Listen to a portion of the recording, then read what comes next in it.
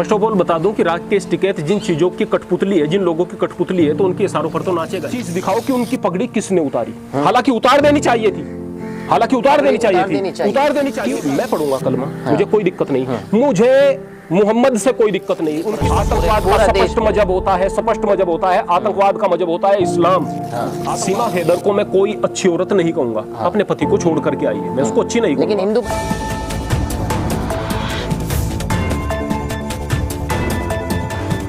पहलगाम हमले को लेकर लगातार देश के अंदर इंटरनेशनल मीडिया के द्वारा माहौल बनाया जा रहा है, ऐसा लोगों का कहना है। क्योंकि हमले को 10-12 दिन हो गए हैं और लोगों का कहना है कि सरकार को बदला ले लेना चाहिए था, उसके बाद दाना पानी बंद पाकिस्तान का करना चाहिए था। हालांकि सिंधु जल समझौता भी रद्द कर दिया गया, हवाई स्पेस जो है भारत का वो पाकिस्तान के लिए बंद कर दिया गया, आयात निर्यात बंद कर दिया गया। इस तरीके की चर्चाएं नेशनल मीडिया के अंदर हैं। लेकिन इसी बीच पश्चिम उत्तर प्रदेश में जब मुजफ्फरनगर के अंदर बजरंग दल द्वारा पाकिस्तान का विरोध किया जा रहा था, तो राकेश टिकैत इस विरोध के बीच पहुंचे और वहां पर यह कहा जा रहा है कि उनकी पगड़ी वहां पर उतर गई। अब वो पगड़ी धक्का मुक्की में उनकी उतरी है, या फिर वो पगड़ी उनके समर्थकों ने उनकी उतारी है, या फिर वो पगड़ी किसी के हाथ लगने की वजह से उतरी है। पश्चिम उत्तर प्रदेश में अब ये भी मामला तूल पकड़ता जा रहा है। इसी पर बातचीत करने के लिए आज हमारे साथ हैं महंत आनंद स्वामी जी, जो गीता धाम से हैं। इन्हीं से बातचीत करेंगे क्योंकि पश्चिम उत्तर प्रदेश से ताल्लुक रखते हैं। और जिस तरीके का जो पहलगाम हमले में एंगल देखने को मिला है कि धर्म पूछकर मारा जा रहा है, अब कुछ लोगों का कहना यह है कि ये आतंकवादियों का नया कंसेप्ट हिंदुओं के लिए लगातार खतरा बना हुआ है। तो महंत आनंद स्वामी जी, बहुत बहुत स्वागत है आपका हमारा हिंदुस्तान पर।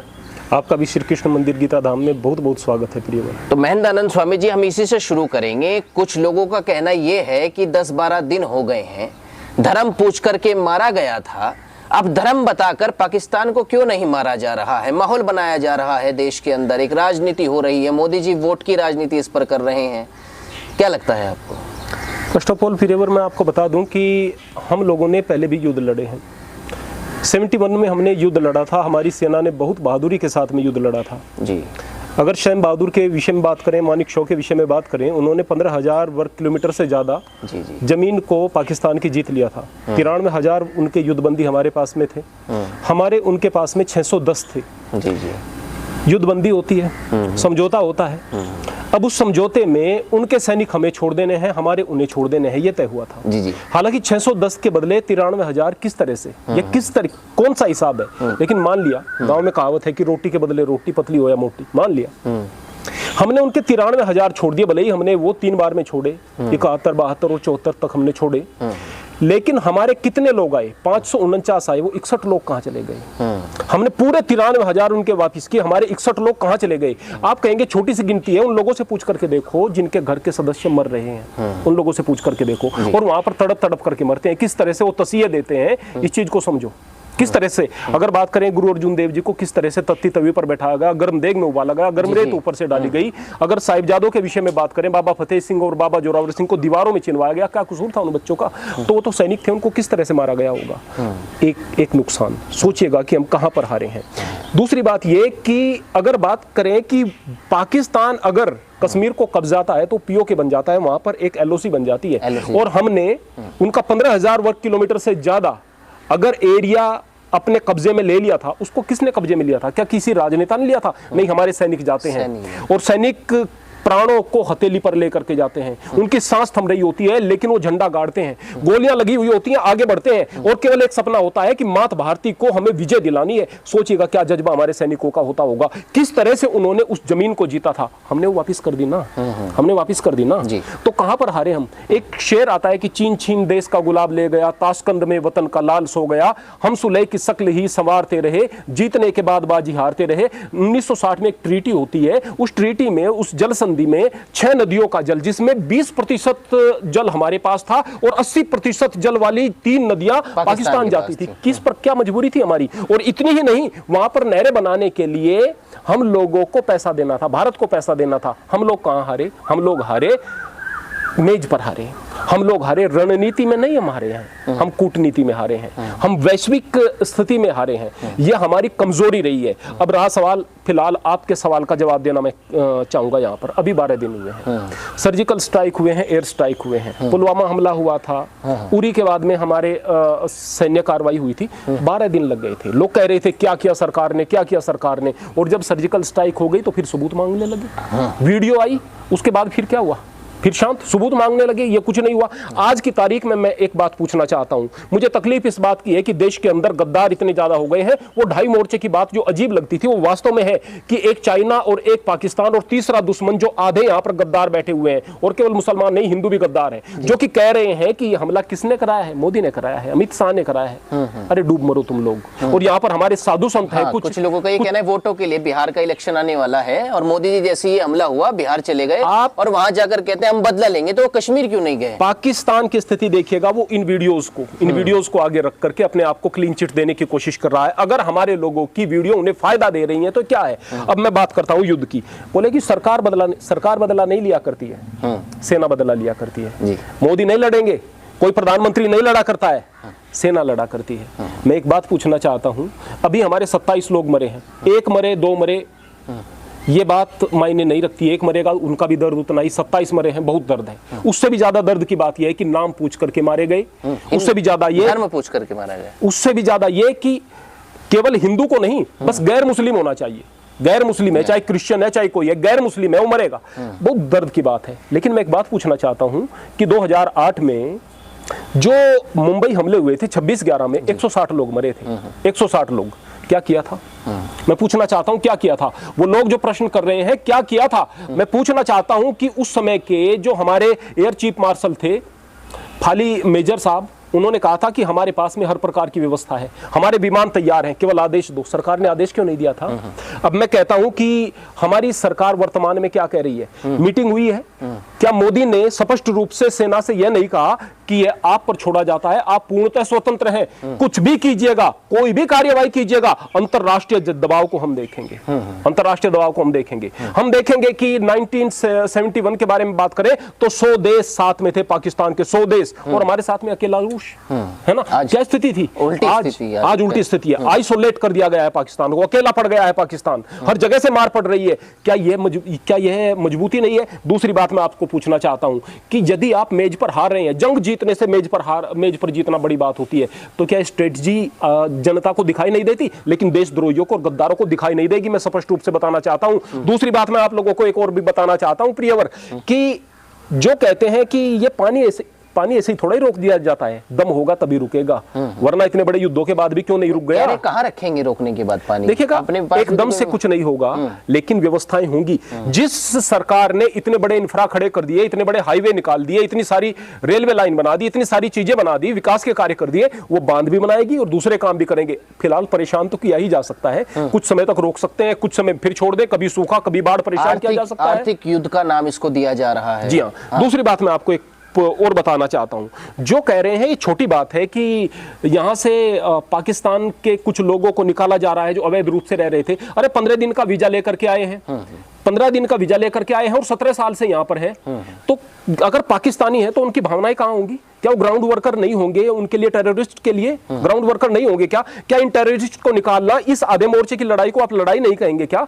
इतनी सारी औरतें यहां पर बैठी हुई हैं और इतने सारे बच्चे, ये कहा जा रहा है कि यहां पर 1 करोड़ के नजदीक पाकिस्तानी और बांग्लादेशी देश के अंदर है, पाकिस्तानी और बांग्लादेशी, क्या ग्राउंड वर्कर नहीं होंगे दुश्मनों के लिए? दूसरी बात मैं आपको बताना चाहता हूं, ये एक बहुत बड़ी बात है, बहुत बड़ी बात, और इसको खामखा की कमजोर सरकार नहीं कर सकती थी। मैं आपको एक बात बताना चाहता हूं कि किस तरह की लड़ाई चाहते हैं आप, कि मोहल्ले की लड़ाई हो गई और लठ उठाया और सामने वाले के सर में लठ मार दिया, इस तरह से होती है क्या युद्ध? इस तरह नहीं हुआ करती है। युद्ध के लिए बहुत सारी तैयारियां होती हैं, और बगैर तैयारी के खामखा चलो भाई लड़ो, अगर अपने सैनिकों को इस तरह से आप भेज देंगे, आप उन माओं से पूछ करके देखो जिनके बच्चे जाएंगे, उन बहनों से पूछ कर देखो जिनके भाई जाएंगे, उन पत्नियों से पूछ करके देखो जिनके पति जाएंगे। 1000 तैयारियों की जरूरत पड़ती है, 1000 तैयारियों की। अगर हम तैयारी से गए, जो कि हमारी सेना कर रही है, और युद्ध होगा, युद्ध अवश्यंभावी है ना।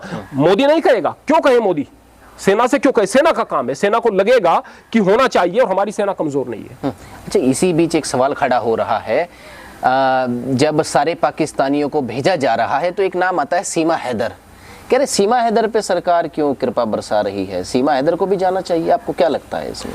सीमा हैदर कहती है मैंने तो हिंदू धर्म अपना लिया है। फर्स्ट ऑफ ऑल मैं आपको एक चीज बताता हूँ, सीमा हैदर के साथ मेरी कोई हमदर्दी नहीं है। सीमा हैदर को मैं कोई अच्छी औरत नहीं कहूंगा, अपने पति को छोड़ करके आई है, मैं उसको अच्छी नहीं कहूंगा। लेकिन हिंदू बन गई है क्या, इसलिए उनको रहने दे हिंदुस्तान? मैं अभी वही चीज बताना चाहता हूँ, इस देश के अंदर कुछ हिंदू भी हैं जो पाकिस्तानी हैं, और वो सताए हुए आए हैं, वो रो रहे हैं, कह रहे हैं हमारी माँ बहन बेटियों के साथ में वहां पर बुरा होता था।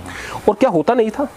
जो ये टुच्चे लोग इस बात को कह रहे हैं कि नहीं वहां पर तो चले जाने चाहिए, ये टुच्चे लोग इस बात को कह रहे हैं। जो मैं एक बात पूछना चाहता हूं, 20% वहां पर हिंदू था, आज की तारीख में वो 2% से कम रह गया। कहां चले गए? कहां चले गए? वहां से बहुत सारी वीडियो आती हैं, हमारी माँ बहन बेटियों के साथ मंदिरों की वीडियो आती है ना। मंदिरों से भी बढ़कर के बात है, मैं मंदिर को इतना गंभीरता से नहीं लूंगा, भले कोई ये कहेगी अब भाई महंत है मंदिर की बात नहीं कर रहा है, मैं बच्चियों के बारे में कह रहा हूं, बच्चियों के बारे में। बच्चियां गायब हो जाती हैं और धर्म कबूलने के लिए कहा जाता है, क्या स्थिति होती है? आत्मसम्मान क्या रह जाता है? जो अमीर आदमी है वो बाहर सेटल हो गए पाकिस्तान से, जो गरीब है, जो दलित है, वो वहां पर पिस रहे हैं भाई, पिस रहे हैं। अगर कोई वहां से आया हुआ है कह रहा है मैं मर जाऊंगा लेकिन मैं अपनी बच्चों की इज्जत लुटवाने के लिए वहां नहीं जाऊंगा, तो उसके बारे में अलग सोचना पड़ेगा। अब मैं सीमा हैदर के बारे में बताता हूं, वह जय श्री राम के नारे लगवा रही है, अपने बच्चों से भी खुद भी लगा रही है। वह कह रही है कि मेरी दुर्दशा थी, मेरी हालत खराब थी, मैं वहां पर जाऊंगी तो उससे पहले मैं मरना पसंद करूंगी। अगर वह एक यहां पर हिंदू देश के अंदर हिंदू बन करके आपसे शरण मांग रही है, तो भाई हिंदुओं, आपको उससे इतना खतरा हो जाएगा क्या? मैं एक बात पूछना चाहता हूँ, इतना बड़ा खतरा हो जाएगा क्या? दूसरे, वो हमारे सेना के संपर्क में ना आए, वो हमारे सुरक्षा के जितने तंत्र हैं उनके संपर्क में ना आए, क्या खुफिया जानकारी दे लेगी वो? तीसरी बात मैं पूछना चाहता हूँ, गरीब आदमी है वो, सचिन जो है, उसके साथ में रह रही है, ऐसा भी नहीं कि बहुत हैंडसम है, तो किसी न किसी परेशानी की वजह से वो आई होगी। हालांकि मैं उसको सही नहीं मानता हूँ, कोई वापिस करना चाहता है उसके साथ मेरी कोई सहानुभूति नहीं, लेकिन मैं ये बात कहना चाहूंगा कि जो भारतीय संस्कृति को समझ रही है, जो सनातन को समझ रही है, जो जय श्री राम के नारे लगा रही है, एक बार उसके बारे में अगर सरकार सोच रही है तो क्या तकलीफ हो गई है? मैं एक बात पूछना चाहता हूं कि ये विपक्ष के लोग जो कह रहे हैं कि सीमा को निकालो, अकेले सीमा को निकालने की तो जल्दबाजी है, और जो इतने सारे गद्दार हैं उनसे पेट में दर्द हो जाता है आप लोगों को। गुजरात के अंदर बांग्लादेशियों का एक पूरा जो है एरिया पकड़ा गया है, पूरा एरिया पकड़ा गया है। तो उन चीजों पर आप लोग राजनीति करते हैं। देखो भाई, बात सोचो देश की और बात सोचो धर्म की। धर्म की बात इसलिए कहूंगा कि यदि हिंदू को हिंदुस्तान में शरण नहीं मिलेगी, वो जाएगा कहां बेचारा? जाएगा कहां? आपके 1 अरब से ज्यादा यहाँ पर हिंदुओं की संख्या है, लगभग 120 करोड़ दुनिया के अंदर हिंदू हैं, एक भी हिंदू राष्ट्र इनके पास में नहीं। आखिरी उम्मीद उनकी केवल यहाँ पर है कि भारत में हमें थोड़ी सी शरण मिल जाएगी, तो कहां जाएगा? अगर मुस्लिम के बारे में बात करेंगे तो मुस्लिम के 57 देश हैं भाई, 57 देश से कहीं भी जा सकते हैं। अगर रोहिंग्या आ जाते हैं तो भारत में आएंगे, धर्मशाला है क्या भारत? वो 57 देशों में से और कहीं क्यों नहीं चले गए? पाकिस्तान क्यों नहीं चले गए? अरब क्यों नहीं चले गए? भारत से भी बहुत ज्यादा विकसित स्थान है, वहां पर क्यों नहीं चले गए? धर्मशाला है क्या भारत? एक बात ये सोचनी पड़ेगी। मैं यहाँ पर केवल सॉफ्ट कॉर्नर उनके प्रति रखने के लिए कहूंगा भाई जिनकी इज्जत लूट रही है, और ये इज्जत कहाँ लूटी है? ये इज्जत लूटी है बांग्लादेश के अंदर। अगर बांग्लादेश से कोई बंदा यहाँ पर आया और वो केवल इसलिए आया कि उसकी बच्ची, एक छोटी सी बच्ची को उठाया जा रहा है, 7 लोग ले जा रहे हैं, उसको गाड़ी में डाल रहे हैं, आपका दिल नहीं पसीजेगा क्या देख करके? खून नहीं खोलेगा क्या देख करके? क्या इस बात से खून नहीं खोलेगा क्या? एक 12 साल की बच्ची की माँ कह रही है, इतने सारे आदमी उसके सामने मुस्टंडे खड़े हुए हैं, मेरी बेटी के साथ में एक जाना, सारे एक साथ जाओगे, मर जाएगी, मेरी बच्ची छोटी है, आपका खून नहीं खोलेगा क्या? और अगर खून नहीं खोल रहा है, नामर्द हो, नपुंसक हो, केवल राजनीति सूझती है क्या? सोचना है, चीजों को सोचना है। अगर अपने अस्तित्व को बचाना है, तो जवाब भी देना होगा, लेकिन जवाब तैयारी से देना होगा, अपने आप को मजबूत भी बनाना होगा। आपके पश्चिमी उत्तर प्रदेश के अंदर नेता हैं, किसान नेता उनको कहा जाता है, राकेश टिकैत, वो एक तरफ पाकिस्तान के पानी बंद होने का विरोध करते हैं कि वहाँ किसान हैं, उनका बहुत बड़ा नुकसान होगा, लॉस होगा। दूसरी तरफ एक पगड़ी वाला मुद्दा बन गया है, इनकी एक विरोध प्रदर्शन में गए, उनकी पगड़ी वहाँ पर गिर गई। क्या मानते हैं आपके राकेश टिकैत जी राजनीति कर रहे हैं, या फिर बजरंग दल के लोगों ने उनके साथ जो किया वो गलत किया?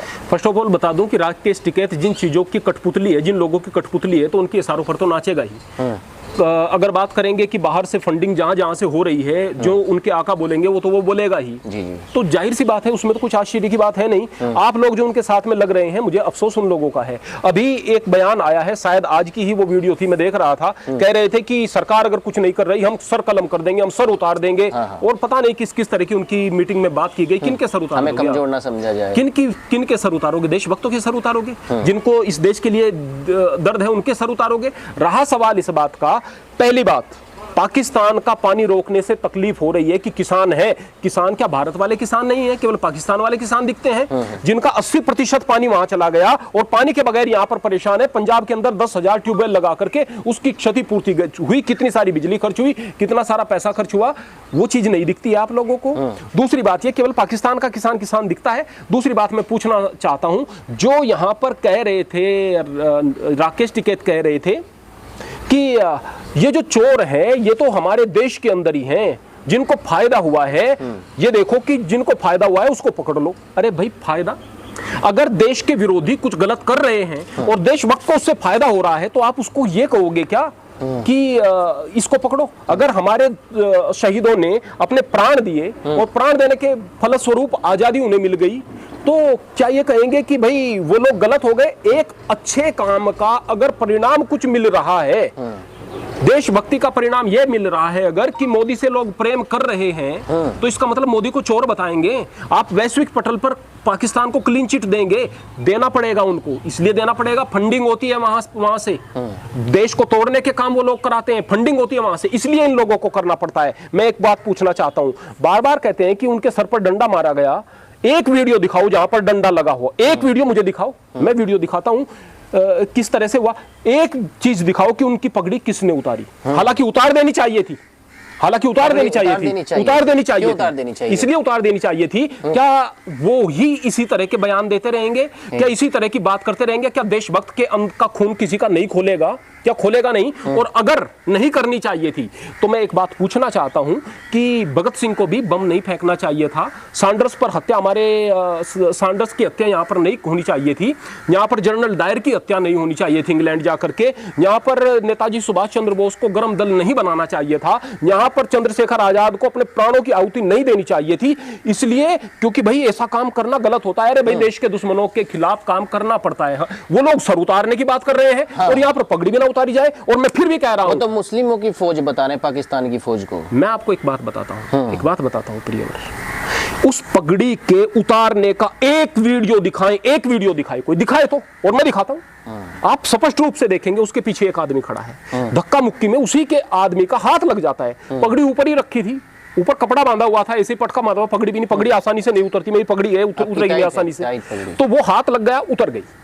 अब उसने तुरंत की तुरंत उसके सर पर रख दी और कहने लगे कि इस तरह के आदमी छोड़े हुए हैं या आतंकी छोड़े हुए हैं। क्या ड्रामा करना चाहते हो आप? राजनीति, उनकी राजनीति दिखती नहीं है, उनकी राजनीति दिखती नहीं है। प्रियवर, ये कहां तक चलेगा? ये लोग कह रहे हैं, अभी नेहा सिंह राठौर ने कहा है कि ये जो वो बात हो रही है हिंदू मुसलमान, उसने नाम पूछकर कहां मारा है? नाम पूछकर किसी ने नहीं मारा। जितने मरने वाले वो कह रहे हैं, उनके परिवार वाले कह रहे हैं, असदुद्दीन ओवैसी पैंट तक उतरवाई है, और वो कह रही है कि नाम नहीं पूछा गया।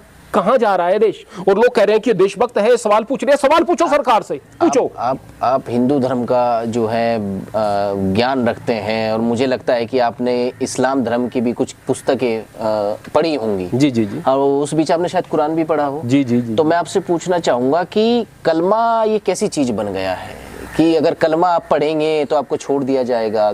एक हिंदू की ऐसी तस्वीर सामने आई इस हमले में कि उसने सुनकर कलमा पढ़ा तो उसको छोड़ दिया गया। देखिएगा परिवार, हमने किसी से कुछ मांगना नहीं है, कुछ खाना नहीं है, कुछ लेना नहीं है, है ना? और अगर किसी से मांगना नहीं, खाना नहीं, लेना नहीं, तो स्पष्ट बात करेंगे। कलमा कोई मुझसे पढ़ाता है तो मैं पढ़ूंगा कलमा, मुझे अच्छा लगता है। अगर कोई कहेगा ला इलाहा इल्लल्लाह, अल्लाह के अलावा कोई दूसरा नहीं, उसके अलावा कोई माबूद नहीं पढ़ पाए तो मार दिया जाए। नहीं, मैं एक दूसरी बात, आपने जो पूछा कलमा क्या बन गया है, मैं कलमे के बारे में बात करूंगा कि मैं पढ़ूंगा कलमा, मुझे कोई दिक्कत नहीं। मुझे मोहम्मद से कोई दिक्कत नहीं, उनकी पर्सनल लाइफ कैसी थी मुझे कोई दिक्कत नहीं, वो चले गए जी, मुझे उनसे कोई दिक्कत नहीं। मुझे दिक्कत किस चीज से? आजान होती है, मुझे अच्छा लगता है, आजान होती है, अच्छा लगता है। परमात्मा का नाम है। जैसे शंख की आवाज है, मुझे आजान की आवाज अच्छी लगती है। मुझे दिक्कत इस बात से है, जब आले इमरान में यह कहा जाता है, सूरह 3 है और उनकी आयत नंबर 28 में जब यह कहा जाता है कि जो हक का इनकार करने वाले हैं, जो हिंदू हैं, जो गैर मुस्लिम है, एक तरह से उनके साथ दोस्ती मत करो, अगर दोस्ती करोगे अल्लाह से तुम्हारा ताल्लुक नहीं। मुझे तकलीफ यहाँ पर होती है। मुझे तकलीफ होती है कि जब सूरह 9 अत-तौबा के अंदर आयत नंबर 5 और 6 में कहा जाता है कि जब हुर्मत वाले महीने बीत जाएं, 4 महीने उनके पवित्र महीने होते हैं, तो उन महीनों के बाद में आप रास्ते पर बैठो, घात लगाओ, मारो जो मुशरिकीन है, जो कि गैर मुस्लिम है, मारो उनको, काटो उनको। और अगर वो कलमा पढ़ लें, अगर वो जकात देने को कबूल कर लें, अगर वो दीन को मानने लगे, तो फिर उन्हें छोड़ दो। तो ये कॉन्सेप्ट ही है, कलमे वाली बात नहीं है। ये कॉन्सेप्ट वो है कि कलमा पढ़े, मुसलमान हो जाएं, छोड़ दो, वरना बस मरेंगे। ये कॉन्सेप्ट वो है। एक आखिरी प्रश्न मेरा आपसे है, क्या आतंकवाद का कोई मजहब नहीं होता? ये प्रश्न आतंकवाद का स्पष्ट मजहब होता है, स्पष्ट मजहब होता है। आतंकवाद का मजहब होता है इस्लाम। आतंकवाद का मजहब आपको दिखाई नहीं देगा। आतंकी आए, आकर के वो पैंट उतरवा रहे हैं, कलमा पढ़वा रहे हैं और उसके बाद में पूछ रहे हैं कि आतंकवाद का कोई मजहब दिखाई नहीं दे रहा क्या? बोले कि महात्मा गांधी को किसने मारा था, इंदिरा गांधी को किसने मारा था, ये नक्सली कौन है, राजीव गांधी को ये रटे रटाए प्रश्न। अरे इस तरह के तर्कों से दुनिया बाज आ चुकी है। पूरी दुनिया के आतंकवादियों को देख लो, पूरी दुनिया के धर्मों को देख लो, देख करके सारी दुनिया के धर्मों को और उनके बुरे आदमियों को, आतंकियों को, और फिर इस्लाम से तुलना करो, फिर भी इस्लाम में ज्यादा मिलेंगे। आप प्रतिशत देखो, बुरे आदमी हर जगह मिलेंगे। मैं बुरा आदमी कहूंगा। रहा सवाल में यहाँ पर नाथुराम गोडसे का समर्थन, फिर अब्दुल हमीद और एपीजे अब्दुल कलाम का जो है सामने रखते हैं कि ऐसे होते हैं इस्लाम के लोग, तो लेकिन अब्दुल हमीद तो एक हुआ है और आतंकवादी। देखिएगा, अब्दुल हमीद का हम भी सम्मान करते हैं, कलाम का हम भी सम्मान करते हैं, केवल उन्हीं का सम्मान नहीं करते। अभी यहाँ पर ऑल इंडिया जो मुफ्ती या इमाम वगैरह हैं, उनके जो मुस्लिम पर्सनल नहीं इनका है कुछ मुफ्ती वगैरह का, कुछ इमाम वगैरह के, कुछ उनके अध्यक्ष वगैरह हैं, उनका बड़ा सुंदर सा बयान आया था कि जो भी आतंकी आते हैं उनको भारत में जगह नहीं मिलनी चाहिए। उनका कोई यहाँ पर अंतिम संस्कार न कराया जाए, उनको दफनाया नहीं जाए, उनको नमाज न पढ़ाई जाए। मैं उनको अच्छा कहूंगा, चाहे वो कुछ भी है, मैं उनको अच्छा कहूंगा। बयान को असदुद्दीन ओवैसी जो पाकिस्तान के खिलाफ खुलकर बोल रहे हैं, मैं उसको अच्छा कहूंगा, चाहे वो बुरे आदमी और हिंदू के खिलाफ बोल रहे हैं। महाराष्ट्र की मस्जिदों में पोस्टर लगा दिए हैं कि हिंदुस्तान से अलग जो गैर मुस्लिम है उसकी एंट्री नहीं है। तो जो ऐसा कर रहे हैं हम उसको अच्छा कहेंगे और कहना चाहिए। अगर आप उन्हें भी गलत कह रहे हैं तो ऐसा करने वालों को प्रोत्साहन नहीं मिलेगा। जो कोई अच्छा कर रहा है उसको प्रोत्साहन दो, स्पष्ट बात है, और जो गलत बात है उसको गलत कहो। हम हिंदू की गलत बात को भी गलत कहेंगे। अभी हिंदू बहुत ज्यादा खुश ना हो, स्वामी जी हमारे पक्ष में बोल रहे हैं आप लोग भी दूध के दूल्हे नहीं हो। ऐसा भी होता है कि जो बोले कि ये पाकिस्तान मुर्दाबाद के नारे लगा रहे हैं, बोले कि यहाँ पर मुसलमानों ने हमारा विरोध कर दिया, जबकि मस्जिद के आगे मस्जिद पर पोस्टर चिपकाते हुए नारे लगा रहे हैं। अरे भाई, इस तरह से भद्दा व्यवहार करोगे क्या? पाकिस्तान मुर्दाबाद के नारे ढंग से लगाते आप, इस तरह से मस्जिद का पाकिस्तान से क्या मतलब था? आप उंगली खाम-खां क्यों कर रहे हैं? पाकिस्तान को आप क्या कहना चाहेंगे फिलहाल में जो भारत की स्थिति है? पाकिस्तान का क्या कहना है? पाकिस्तान के टुकड़े होंगे, वो डेफिनेटली होंगे। और अगर बलूचिस्तान के बारे में बात करें, उसको तो पाकिस्तान का हिस्सा मानना ही बंद कर दीजिएगा आप, 100%। एटॉमिक पावर बताता है खुद। और दूसरी बात ये भी है कि सिंध भी डेफिनेटली अलग होगा। और फिलहाल ये जो भारत से पंगा कैसा पड़ेगा उसको? भारत से पंगा डेफिनेटली आज नहीं तो कल पाकिस्तान टूटना है। और मुझे नहीं लगता कि अभी हमारी सेना हमला नहीं करेगी, हमला भी होगा, युद्ध भी होगा। और इस युद्ध के बाद में मैं नहीं समझता कि पाकिस्तान की हार होगी, बल्कि पाकिस्तान का शायद नामो निशान ही मिटेगा, नामो निशान ही मिट जाएगा। तो ये थे हमारे साथ महात्मा आनंद स्वामी जी, जिन्होंने बताया कि इस्लाम का मजहब भी होता है और जो कलमा पढ़ाकर मार रहे हैं वो इस्लाम की बेइज्जती कर रहे हैं। और कहीं ना कहीं क्योंकि महात्मा आनंद स्वामी जी ने इस्लाम के भी बहुत ग्रंथ पढ़े हैं, तो इस पर भी एक दिन चर्चा करेंगे कि आखिर क्या कुरान के मानने वाले इसी तरीके से पूरे देश में, क्योंकि कुछ लोगों ने कहा है, कथन है कई लोगों का कि जब तक कुरान रहेगी तब तक ये जो दिक्कतें हैं आतंकवाद की ख़त्म नहीं होगी। फिलहाल इस वीडियो में बस इतना ही। नमस्कार।